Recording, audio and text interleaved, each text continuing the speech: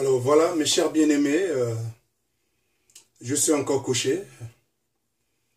Je me suis réveillé depuis très longtemps ce matin.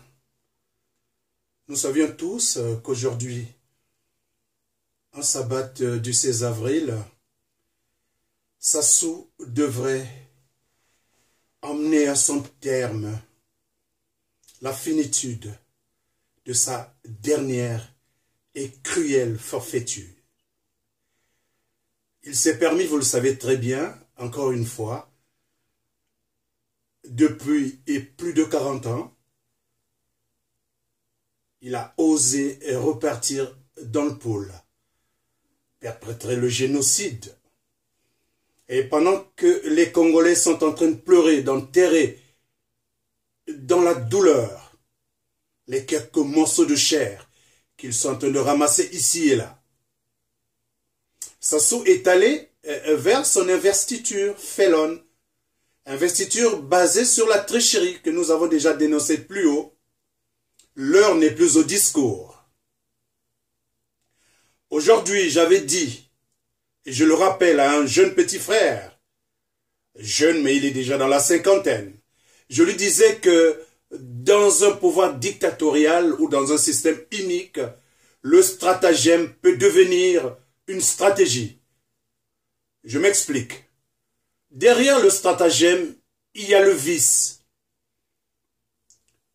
C'est en cela qu'on reconnaît souvent Sassou. Mais puisque lui, il est dans le vice, nous allons transformer son vice en vertu. C'est le temps de la réflexion. Le temps des grandes décisions parce que Sassou, vous avez vu de la façon dont il est en train de bombarder aux hélicoptères avec des matières chimiques qui brûlent, qui tuent les populations civiles innocentes. Il l'a fait avec ostentation devant tout le monde, que ce soit la communauté nationale ou la prétendue communauté internationale. Sassou est allé jusqu'au bout de sa logique, parce que la France, l'Europe, les États-Unis lui ont laissé le temps d'aller jusqu'à cette extrémité. Il avait montré des signes d'agressivité, de violence extrême depuis près d'un demi-siècle et il a accéléré le processus depuis qu'il savait que son mandat, finalement le tout dernier, était terminé. Il est entré donc dans le vice, dans le stratagème violent, brutal. Il allait inaugurer les rares écoulements d'eau ou encore mettre un étendard ici et là, là où on a bâti un morceau de route.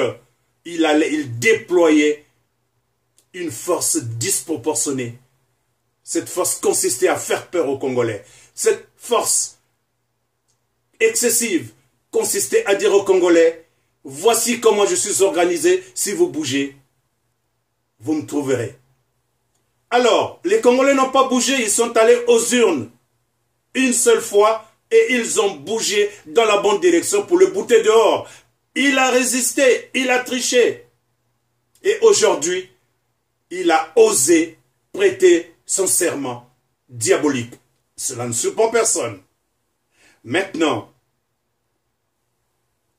peuple congolais de l'ombre, c'est le moment, le temps du sacrifice.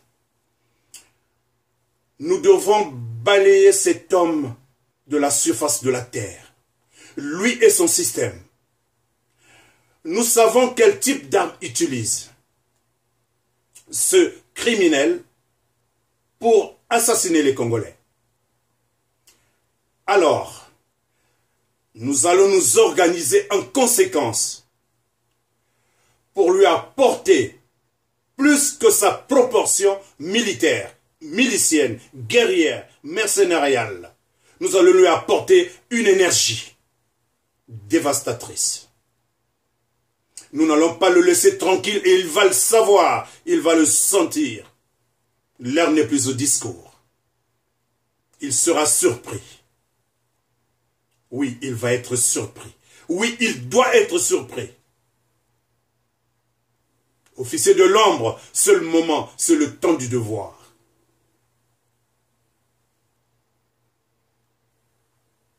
Voilà. J'ai terminé. Le moment du discours est révolu. Il faut passer aux actions. Des actions très fortes. Il n'est pas question qu'il gouverne ce pays. Non. Non, c'est terminé. C'est vraiment terminé.